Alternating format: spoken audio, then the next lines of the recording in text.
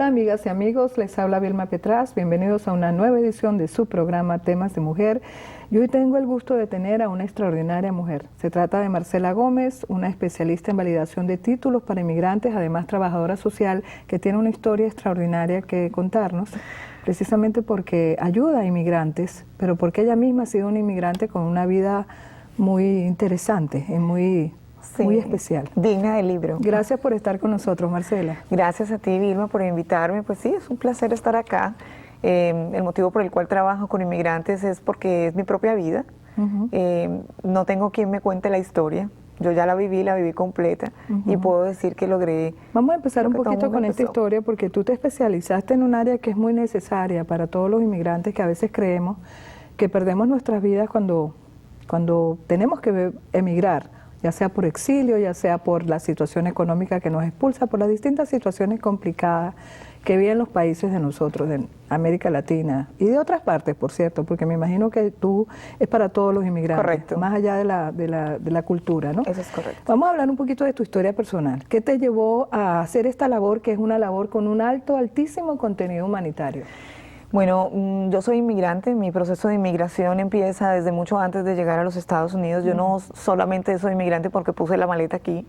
Mis padres inician el proceso de inmigración cuando yo tengo 14 años. En realidad cuando tengo 9. Mi padre viene y mi mamá a los 14 decide que ella también viene. Y yo tengo dos hermanos, correcto, ellos se separan y yo me quedo con dos hermanos, una niña del servicio, yo tengo 14, 10 y 6. ¿Te quedas sola? Sí. O sea, esto es un punto que quisiera que la gente entendiera, un proceso duro porque una niña de 14 años se queda con sus hermanitos. ¿Qué edad tenían tus hermanos? 10 años y 6 años. ¿Tus abuelos estaban allá pendientes de ustedes?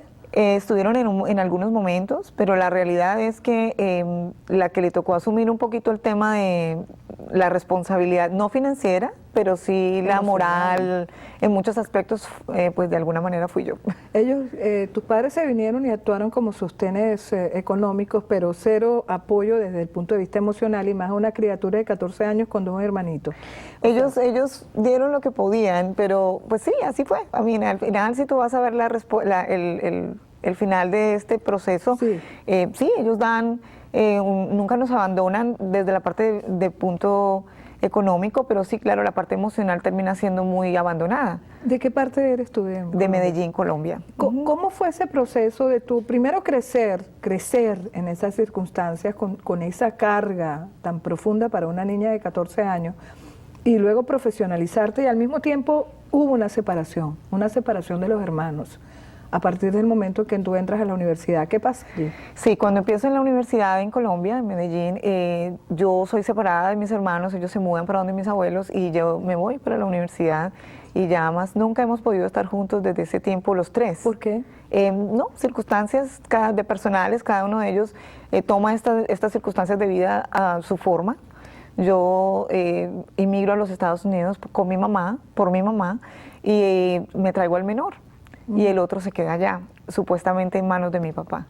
Pero eso nunca funciona como se espera. En manos de tu papá económicamente, pero tu papá no, viviendo mi papá acá. se devuelve a Colombia. Él se devuelve y asumir la parte emocional también de ese hermano, pero las cosas no se funcionan porque cuando hay una separación tan abrupta entre familia, pues la parte emocional entra a jugar mucho.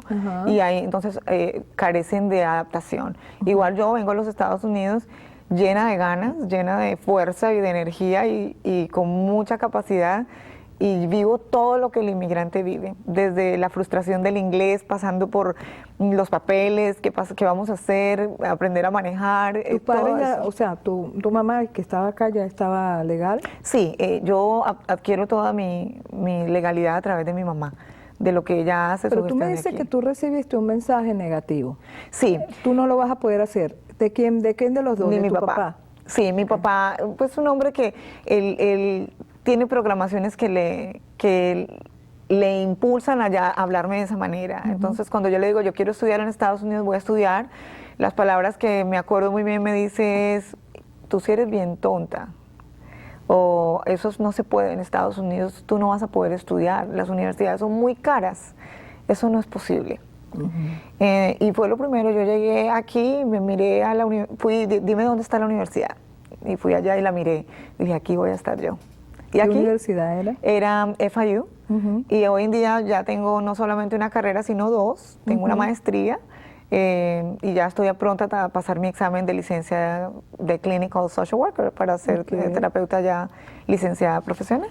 ¿Cuánto tiempo te llevó descubrir tu fuerza interior? Porque al final se trata de eso. O sea, estas experiencias, porque a veces uno cree, bueno, en otras palabras, tenías todo para fracasar y triunfaste. O sea, cuando digo todo, porque cuando te abandonan tus padres, cuando además te separan de tu core familiar, no solamente porque tus progenitores no están contigo, sino que además tus hermanos que se convierten en la familia, también eso se produce una ruptura y luego emigras y luego todo el proceso de pérdidas múltiples que ya venían de pérdidas previas, muy profundas, y sin embargo, miras hacia adelante con un futuro promisorio y sigues adelante. ¿Qué pasó?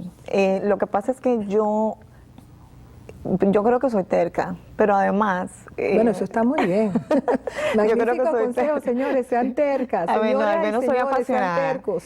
Soy apasionada y también es cierto que yo busqué ayuda. También, ¿no? Yo tengo mucha pasión por la vida y tengo pasión por el servicio. Muy bien.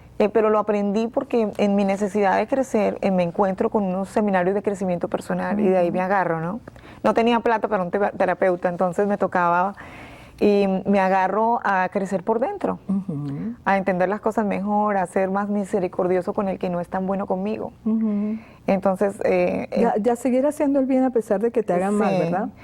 Sí, entonces... ¿Qué pasa? ¿Y te has encontrado con situaciones en las cuales tú le has hecho bien a alguien que después te hace mal y tú, ¿cómo absorbes ese golpe de alguien a quien tú has ayudado, a quien tú le has tendido la mano y te hace daño?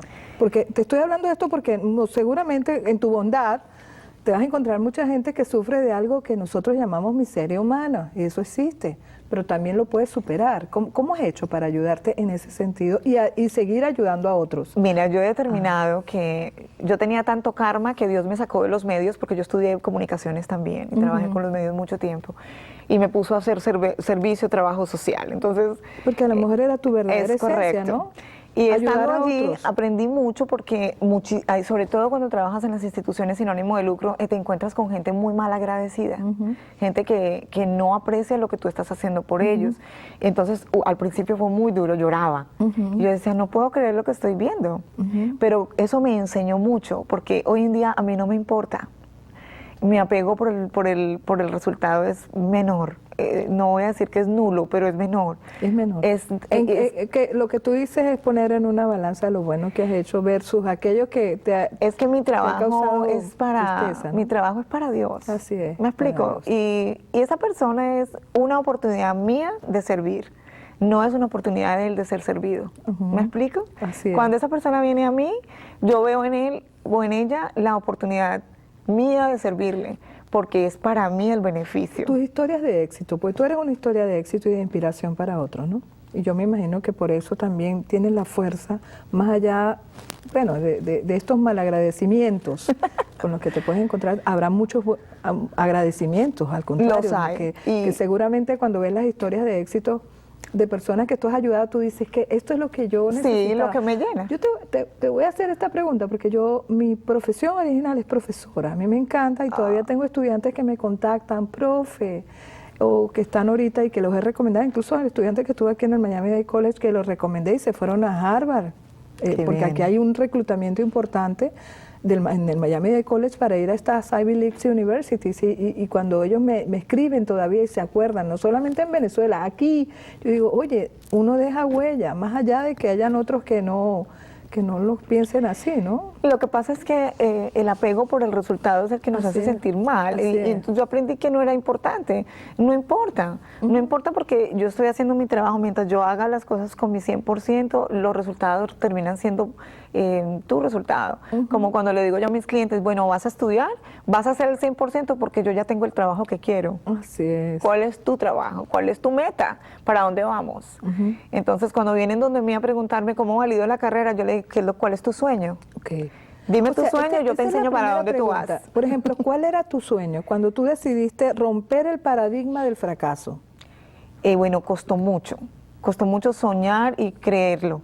Y ser capaz de entender que lo ibas a lograr. No importa contra los diagnósticos de todo tipo, no solamente los personales, los sociales, los psicológicos, todo eso estaba ahí en contra, todo. Pero yo, el sueño mío, sin querer queriendo, era estar en televisión, porque eso fue lo que quise toda la vida. Entonces lo estudié, lo hice y lo trabajé. Trabajé en las cadenas grandes, pero no me llenó. No te llenó. No me ¿Por llenó. qué no te llenó? Porque es un mundo lleno de necesidad del ego. Es mucha necesidad de autosatisfacción. Y el sentido del otherness no existe, ¿no? El otro no te interesa tanto no porque mucho. finalmente el ego es la prioridad. Claro, entonces me di cuenta que de alguna manera yo soy medio nerda. Me gusta investigar y me gusta y hacer trabajos que apoyen a la comunidad, y eso no se permitía en televisión tanto porque aquí se trata de plata, o sea, o de muchas otras cosas que realmente no son esas. La vida, Dios me sacó de ahí. Yo quedé embarazada. Y en la cadena. ¿Cuánto tiempo trabajaste en los medios? 10 años. 10 años. Y quedé embarazada, y la cadena para la que trabajaba me ofreció la posición que siempre quise. Y cuando supieron que estaba embarazada, me dijeron, nosotros te llamamos, no nos llames. ¿Y no te llamaron más nunca? No me llamaron más nunca, pero lo más interesante fue que en ese mismo momento el padre de mi hijo me dice, aplica por esto. Y yo apliqué por darle gusto a él. Y entró allí, ¿qué era esto? Era esto, lo que hoy hago. Eso él se llaman esos breaking through, o sea, esas cosas que te cambian la vida. Correcto. O sea, esos procesos extraordinarios que te cambian la vida. Yo le entrego, él me cierra la puerta del cuarto y me dice, no entras al cuarto hasta que el resumen no esté listo. Yo lo hago por darle gusto, él se lo lleva, no sé qué hizo con él. Me llaman a la entrevista, yo llego a la entrevista embarazada, esa es la verdad. No sabía completamente qué tan embarazada estaba, pero fui por cumplir porque era mi palabra. Y me ofrecen la posición, yo entro embarazada a esta posición y me pagan el parto, me pagan todo. Qué maravilla. Me dan el seguro médico y me enseñan a validar carreras. Era una organización sin ánimo de lucro. Sin fines de lucro. Sí, correcto. pagada por el gobierno federal a través de South Florida Workforce aquí en Miami, y donde me entregan el programa de validación de títulos para refugiados como piloto por primera vez en el país. ¿Y te enamoras del programa? Me enamoro del programa. ¿Y no sabías por qué? No, pero me ahora enamoro sí sabes porque, por qué. claro, era una misión, y Oscar, que es el padre de mi hijo, su misión era sacarme de ese medio, ponerme, pero hoy en día lo que hice con los medios me llena de la capacidad de poder comunicar ese mensaje. Quiero hacerte una pregunta porque no quiero dejar pasar lo que estás haciendo, pero ¿qué pasó con tus hermanos? Claro, no. Es una curiosidad bien sana. No te ocupes, no te ocupes. Es que realmente, yo siempre le digo a la productora Nancy, le digo, es que Nancy, tenemos que hacer el libro. Mis hermanos, actualmente, yo tengo 3, mi papá se vuelve a casar. Tengo un hermano menor, vive en North Carolina, y él está muy bien, se graduó ya en la Universidad de North Carolina. Tengo el otro que sí estaba conmigo, es el menor de nosotros 3. Él es hoy en día es sargento mayor de la Fuerza Aérea Norteamericana. No salió bien, pues, vamos a decir que salió bien.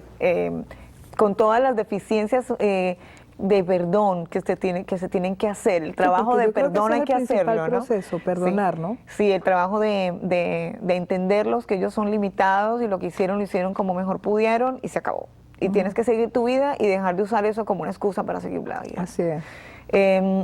El otro sí, él no estudió y a él le ha costado mucho más. Él de todas maneras desde niño... ¿Él se ha ayudado? No, él trata pero no puede. Y entonces también entendí que no iba a verlo como nada más que mi hermano y que lo adoro, o sea, los adoro a los dos. Siempre se comunican, pero me dicen que ha sido difícil por las vidas de cada uno. Yo le decía a antier que estuve en Arkansas con mi otro hermano, con el hermano que es oficial, le decía, ¿cuándo vamos a romper esta situación? Necesitamos unirnos. ¿Pero los ustedes 3. creen que lo que los separa todavía es el dolor? No. ¿Qué los separa? Aparte sí. de las vidas de cada uno, ¿crees que hay algún elemento de dolor todavía? Sí, yo pienso que sí. Y que a lo mejor tienen miedo de reunirse sin... No digo que...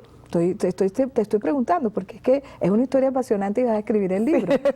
Pero este tema de reencontrarse en el dolor es duro, ¿no? Pero es tal vez lo que les necesitan para hacer ese punto de inflexión. Yo quiero eso, claro que sí, sobre todo por el de la mitad, porque para él ha sido más duro que para todos nosotros. Y mi mamá es una persona que ella es deshabilitada y tiene una inestabilidad emocional. Perfecto. Entonces...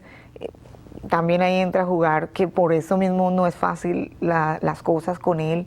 Sin embargo, ¿Ellos visitan a tu mamá? No, ¿No la han ninguno de los perdonado? dos.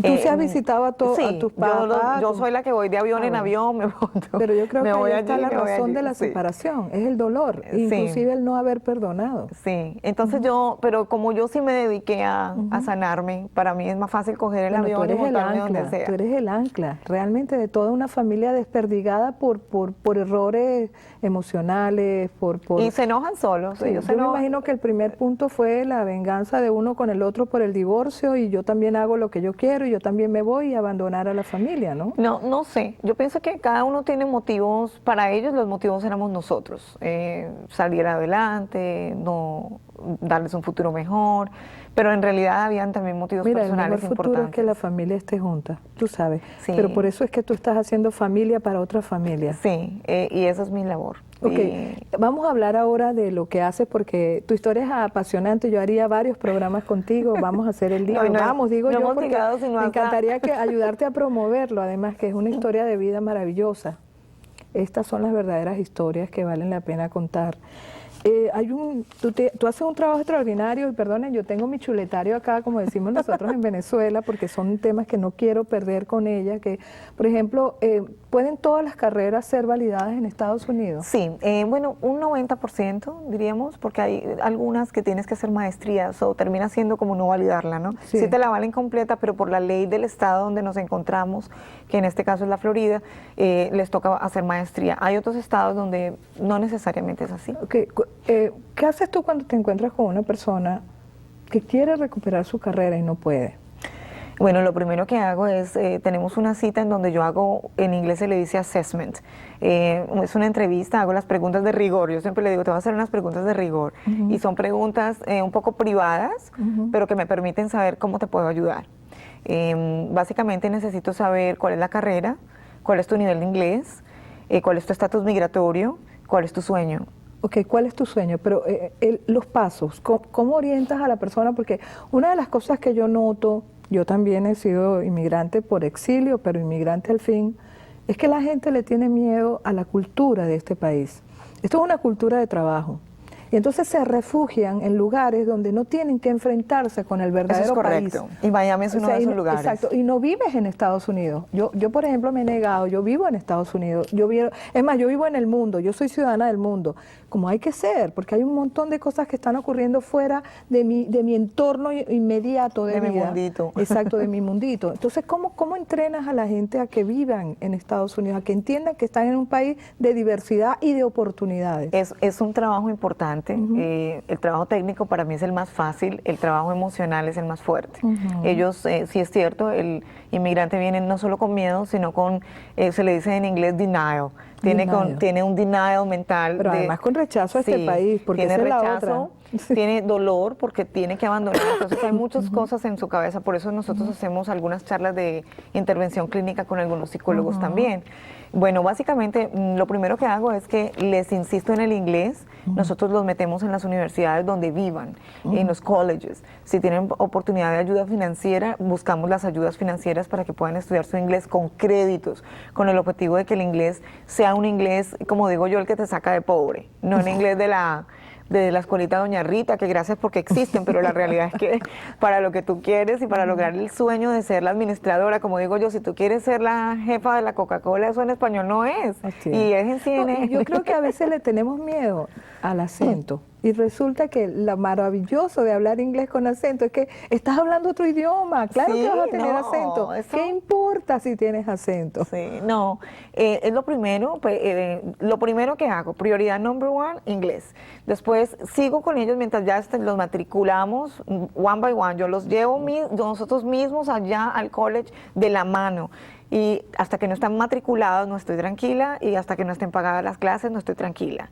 Ya una vez eso está listo, entonces entramos en la etapa del proceso de validación de carrera. Entonces hay que mirar las traducciones, cuáles son la cantidad de horas, todo lo que se hace el análisis y después ya entonces hacemos el estudio o se paga para que se haga el estudio. Bien. Y una vez el estudio está listo, entonces ya venimos al board. Muchos de ellos necesitan un examen, pasar un examen para poder ejercer la carrera profesionalmente en Estados Unidos.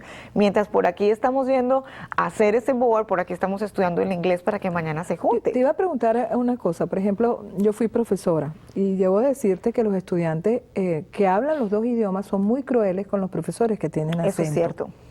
Y quiero que sepas que yo he enseñado en otras partes. Yo estuve en California, invitada como profesora, invitada en seminarios de la Universidad de California en San Diego, estuve en Carleton, en Canadá, estuve en otras partes de Estados Unidos, y el único lugar donde mi inglés y mi acento era un problema era acá.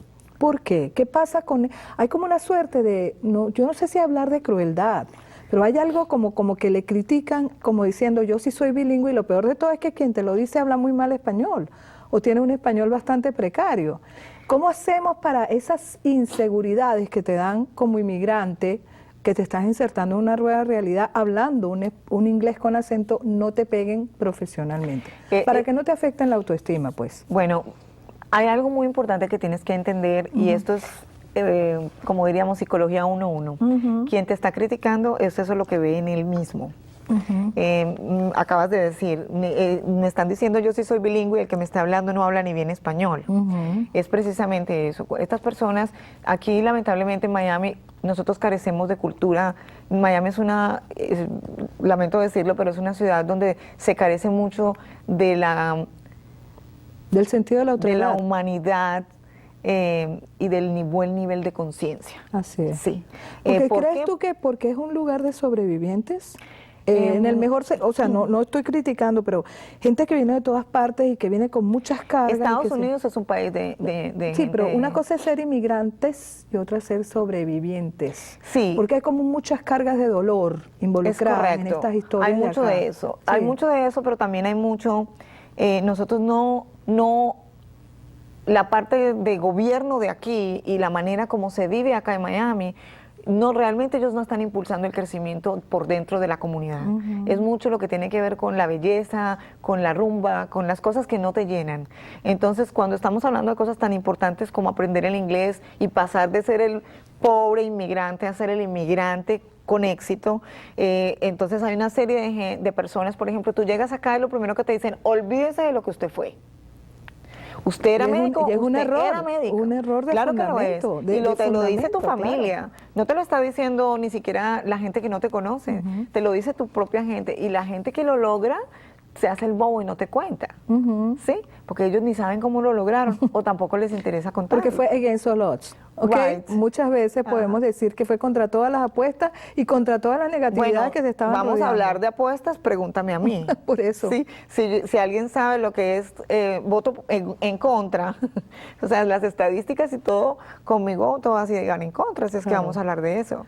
Pero yo hice, de los buenos talentos, hice lo mejor que tenía. Que es doblemente difícil, dirías, hacerlo aquí en Miami. Es difícil porque existe una cultura de no estudio. Y de negatividad también. Un poquito de negatividad. ¿Que niega el éxito? ¿Que castiga el éxito? Sí. ¿Tú crees? Sí. De alguna manera, el inmigrante de Miami se llena de los velos del miedo, los velos de la comodidad. La comodidad es un fantasma invisible que tú no le das el suficiente crédito. Sí, como aquí todos hablamos español, tenemos dinero en nuestro país mientras se acaba, vivimos en una mentira. Como en un in-between, o sea que no mentira. Terminamos de insertarnos. Correcto. Pero hay gente que dice que esta es la capital de América Latina, que estamos a media hora de Estados Unidos, pero la verdad es que este es Estados Unidos. Sí, yo fui periodista 10 años en el tiempo en donde Miami era la cuarta ciudad más pobre de los Estados Unidos, y eso es una de las realidades que nadie quiere escuchar. Tú sabes que yo creo, hasta ahora, no sé qué pase hacia el futuro, pero los venezolanos estamos cambiando culturalmente en Miami también en eso, porque yo quiero que sepas que mi país, más allá de la tragedia que nos está pasando, venimos instalados con una cultura de éxito y de profesionalismo y nos insertamos.